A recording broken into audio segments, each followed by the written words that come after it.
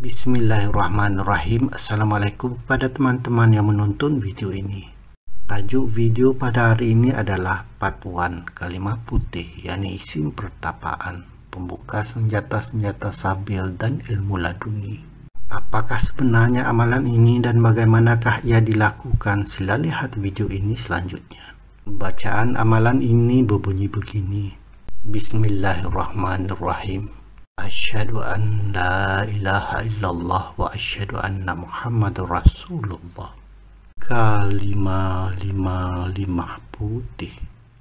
Asyhadu an la ilaha illallah wa asyhadu anna Muhammadur Rasulullah. Jika dilihat sepintas lalu terdapat dua kalimah syahadah dibacakan sebanyak 2 kali pada bacaan jampi di atas tadi. Ya, bacaan ini juga adalah jampi ya teman-teman, yang disampaikan menggunakan bahasa Melayu. Jadi ia adalah jampi Melayu.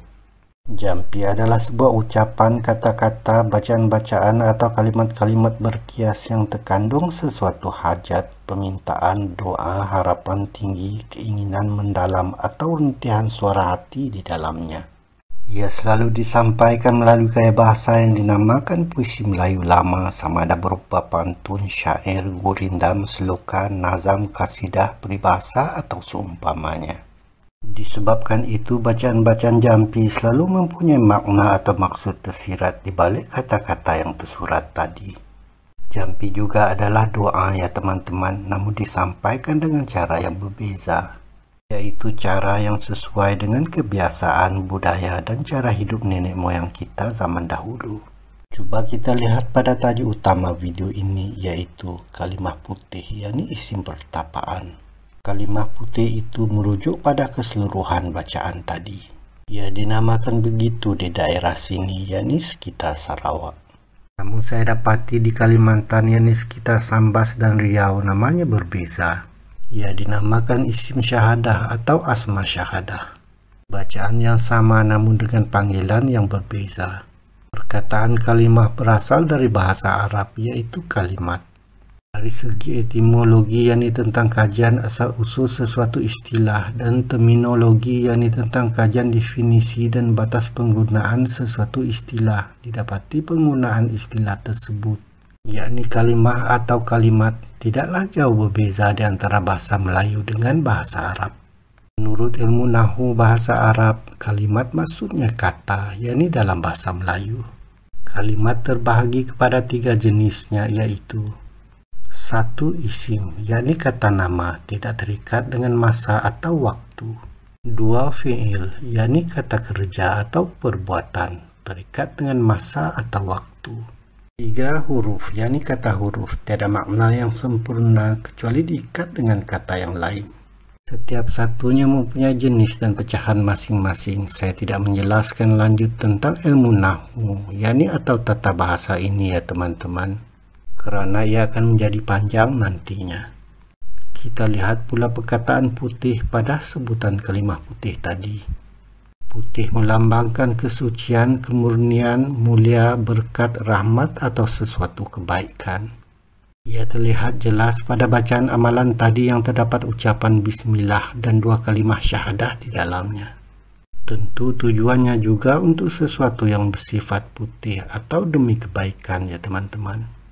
Isim pertapaan disebutkan pada tajuknya. Ia berkaitan dengan amalan bertapa dalam masyarakat Nusantara dahulu kala.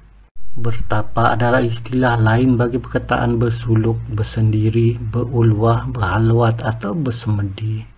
Istilah bertapa, bersuluk, atau bersendiri diambil dari bahasa Melayu. Istilah berhalwat dan berulwah diambil dari bahasa Arab. Dan istilah bersemedi pula diambil dari bahasa Jawa. Amalan bertapa begitu dikenali dalam masyarakat Melayu dahulu kala. Amalan ini masih diamalkan sehinggalah pada tahun-tahun 80-an dan sebelumnya. Namun kini amalan ini semakin hilang di telan zaman. Bertapa maksudnya mengasingkan diri, menyendiri dan bersunyi-sunyian, menjauhi kesibukan perkara-perkara dan ehwal urusan duniawi. Dengan tujuan untuk merenung diri, bermuhasabah, bertafakur, berfikir, beramal, berzikir, berdoa, mensucikan hati, menahan nafsu atau seumpamanya agar mendapat keredaannya. Itulah maksudnya ya teman-teman, dan kalimah putih ini adalah satu daripada bacaan-bacaan yang pernah diamalkan semasa melakukan pertapaan. Karena itu, ia juga adalah isim pertapaan. Artinya di sini isim pertapaan itu sendiri dalam masyarakat Melayu ada banyak ya teman-teman, tidak cuma kalimah putih. Contohnya adalah seperti ilmu belian, tahlil sekatam, ayat 4 dan lain-lain. Coba kita lihat pula satu-satu pada bacaan-bacaan yang ada di dalam kalimah putih ini. Bacaan ini dimulai dengan bismillah.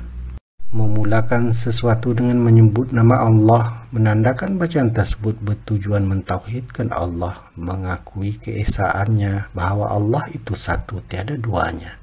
Sebuah ucapan, kata-kata, bacaan-bacaan atau kalimat-kalimat yang disampaikan itu hanya bertujuan mentauhidkan Allah, tiada Tuhan selain Dia.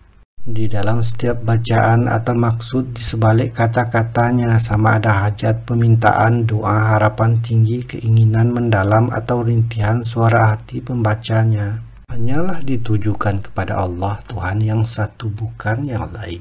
Itulah tujuan bacaan ini dimulai dengan bismillah tadi, yaitu untuk mentauhidkan Allah. Kita lihat bacaan-bacaan lain yang menyusul ya teman-teman. Ia berbunyi begini. Asyhadu an la ilaha illallah wa asyhadu anna Muhammadar Rasulullah. Kalimah putih. Asyhadu an la ilaha illallah wa asyhadu anna Muhammadar Rasulullah. Jika kita lihat, terdapat dua kalimah syahadah diulangi membacanya sebanyak 2 kali. Pada baris pertama dan kedua terdapat dua kalimah syahadah, yakni syahadah ilahiyah dan syahadah nubuwah. Begitu juga pada baris keempat dan kelima. Asyhadu an la ilaha illallah wa asyhadu anna Muhammadar Rasulullah. Maknanya, aku bersaksi bahwa tiada Tuhan selain Allah dan aku bersaksi bahwa Nabi Muhammad itu pesuruh Allah. Mengucapkan dua kalimah syahadah merupakan perkara pertama yang terdapat di dalam rukun Islam yang 5. Ia merupakan tanda keislaman dan keimanan kita, percaya dengan penuh yakin dan bersaksi segenap jasad dan ruh bahwa Allah itu Esa, tiada Tuhan selain Dia, dan bahwa Nabi Muhammad itu Rasulnya. Ia adalah kalimah-kalimah yang suci. Jika menjadi amalan, ia akan menyucikan pula zahir dan batin kita. Tidak heran amalan berkaitan dengannya seperti ini dinamakan kalimah putih oleh orang-orang tua kita zaman dahulu ya teman-teman. Kita lihat pula barisan ketiga bacaan itu tadi, ucapan kalimah putih turut disebutkan. Sebuah ucapan ringkas namun mempunyai alunan, irama, dan rentak yang tertentu. Ia tidak lain bertujuan memberi penghayatan, penjiwaan, dan pembangkit semangat pada pembacanya ya teman-teman. Coba bayangkan semasa kita mengaji Al-Quran, bertadarus di bulan Ramadan, berjanji dan bersalawat semasa Maulidur Rasul, melaungkan azan di surau atau lain-lain. Semua perkara di atas tadi kita lakukan bersama alunan, irama, atau rentak tertentu. Bayangkan jika ia diucapkan begitu saja tanpa alunan atau irama, tentu berbeza ya teman-teman. Tujuannya tidak lain adalah untuk penghayatan, penjiwaan, atau pembangkit semangat. Cara begitu menjadikan ucapan-ucapannya menyerap dan menusuk ke dalam hati kita yang paling dalam. Coba lihat pula lagu-lagu cinta yang sering kita dengar di YouTube. Bayangkan jika Siti Nurhaliza menyanyikan lagu Penama Merindu tanpa iramanya, cuma menyebutkan lirik lagunya saja. Tentu akan menjadi bosan ya teman-teman. Agak sukar menghayatinya, sukar pula untuk kata-katanya menyerap ke dalam hati kita. Perkara sama berlaku juga pada puisi Melayu lama, sama ada pantun, syair, gurindam, sloka, nazam, kasyidah, peribahasa atau seumpamanya. Bayangkan jika drama dalam syair di curung-curung radio disampaikan tanpa alunan, irama, atau tanpa rentak syair itu sendiri.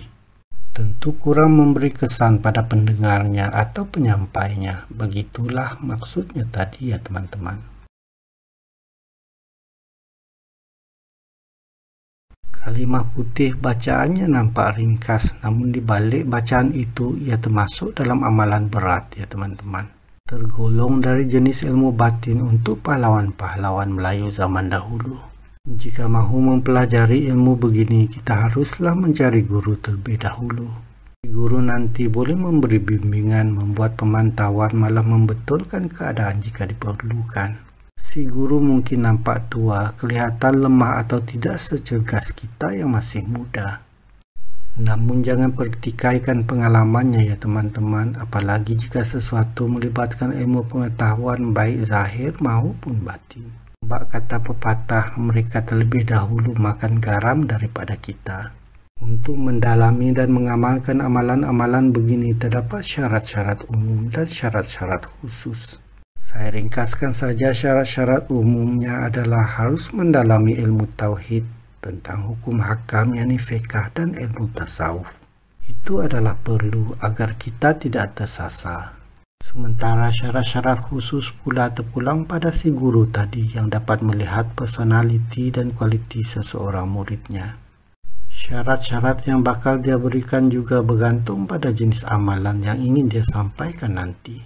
Jika mula pengijazahan harus dilakukan menurut adat dan adab, dia akan menilai dan melakukannya. Jika pengisian harus dipantau secara dekat, ada saja caranya buat dia. Semuanya boleh dinilai olehnya, kerana itulah syarat-syarat khusus tadi adalah terpulang pada si guru itu sendiri. Saya tidak menjelaskan secara detail keperluan ini ya teman-teman, kerana saya pernah menjelaskannya pada video-video yang lalu. Silalah rujuk ya. Tempoh, masa, dan tempat untuk bertapa. Membuat video ini telah mengingatkan saya kembali pada sekitar tahun 80-an semasa berumur 17 tahun. Kami sedang belajar di sebuah perguruan silat kampung yang diajarkan oleh seorang Allahyarham guru tua. Mulanya kami seramai 40 orang, namun akhirnya tinggal bertiga saja. Abang Mat, Abang Yahya, dan saya sendiri dijadikan anak angkat oleh si guru tua. Suatu ketika kami diajarkan amalan ini, yakni kalimah putih. Seterusnya ditinggalkan di Bukit Aub untuk bertapa beberapa hari. Bukit Aub yang berada di Sibu, Sarawak ketika itu, yakni 80-an, bukanlah sama seperti Bukit Aub sekarang ya teman-teman. Dulu ia berhutan tebal, ada cerita-cerita mistik dan seram berlega di sekitarnya. Dengan puncaknya yang tinggi, kawah dan kolam semula jadi, air terjunnya, malah hidupan liarnya yang tersendiri. Kini, yakni 2022, ia tidak lagi sama. Ia telah menjadi tempat riadah dan pelancongan. Itulah pertama kalinya saya menjalani petapaan ya teman-teman. Kami bertiga berasingan dan punya pengalaman yang berbeza. Menarik sekali kenangan itu bagi saya. Lain kali saja saya menceritakan pengalaman itu secara detail ya teman-teman. Mudah-mudahan akan berguna nantinya. Berbalik lagi pada tajuk asal, cara mengamalkan kalimah putih sebagai isim pertapaan. Bertapa maksudnya mengasingkan diri, menyendiri dan bersunyi-sunyian menjauhi kesibukan perkara-perkara dan ewal urusan duniawi. Dengan tujuan untuk merenung diri, bermuhasabah, bertafakur, berfikir, beramal, berzikir, berdoa, mensucikan hati, menahan nafsu atau seumpamanya, agar mendapat keredaannya. Tempoh pertapaan adalah mengikut kesesuaian berdasarkan penilaian guru dan berdasarkan jenis amalan yang diberikan. Bilangan hari ganjil lebih diutamakan seperti 3, 5, 7, 11 hari atau lain-lain. Dan keberkatan atau sejarah hari-hari atau malam-malam tertentu boleh turut diambil kira, apalagi jika ada kaitan dengan sejarah amalan atau ilmu itu sendiri. Contohnya memulai pada petang Khamis kerana keberkatan malam Jumaat pada malamnya nanti. Hari Jumaat adalah hari yang paling utama dan merupakan penghulu segala hari.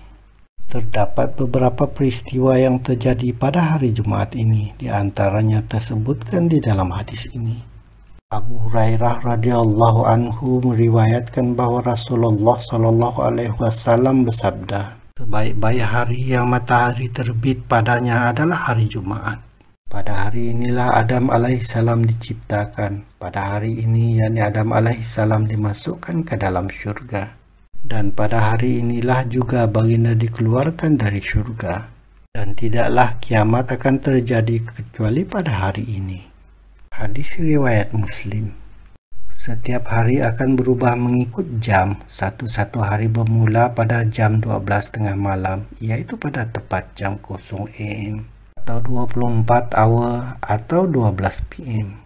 Kerana itu hari Jumaat sebenar bermula pada malam harinya, sedangkan hari siang sebelumnya adalah hari Khamis.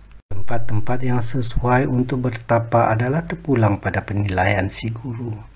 Namun biasanya mereka akan memilih tempat-tempat yang agak jauh dari kesibukan kota, tempat-tempat yang sunyi, terpencil dan terasing dari kebiasaan. Contohnya di puncak-puncak gunung atau bukit, di gua-gua, lokasi air terjun, lokasi yang terdapat elemen air seperti sungai, kolam atau empangan semula jadi. Liku-likuan sungai, lubuk, hutan yang sunyi di atas bongkahan batuan yang besar atau lain-lain. Setelah sampai ke tempat-tempat begitu, carilah kawasan yang agak lapang, selesa, selamat dan bersih. Disitulah kita dapat meletakkan semua bekalan yang kita bawa, menyediakan diri dan seterusnya membuat aktiviti pertapaan. Kesimpulannya, untuk melakukan pertapaan menggunakan kalimah putih ini, yakni sebagai isim pertapaan, lakukanlah 1. Dengan jumlah 3, 5, 7, 11 hari atau seterusnya. 2. Pilihlah hari Jumaat untuk memulainya atau Khamis petang untuk mengambil keberkatan pada malam harinya, yakni malam Jumaat. 3. Carilah tempat yang lapang, selesa, selamat dan bersih suci untuk aktiviti-aktiviti pertapaan dalam lingkungan kawasan yang terasing dari kesibukan. Cara mengamalkan kalimah putih sebagai isim pertapaan. Amalan bertapa mempunyai berbagai kaedah dan jenisnya, terpulang pada tujuan ia dilakukan. Bagi orang-orang Melayu dahulu kala, yakni terutamanya para pendekar, pendeta, pawang, bidan, perawat atau seumpamanya, walau apapun tujuan baik mereka, ia tetap dengan hasrat agar mendapat keredaannya, dengan kata lain lillahi ta'ala dan fisabilillah. Tetaplah begitu ya teman-teman, berada di jalan kebaikan, jalan yang telah dicontohkan oleh nenek moyang kita zaman dahulu.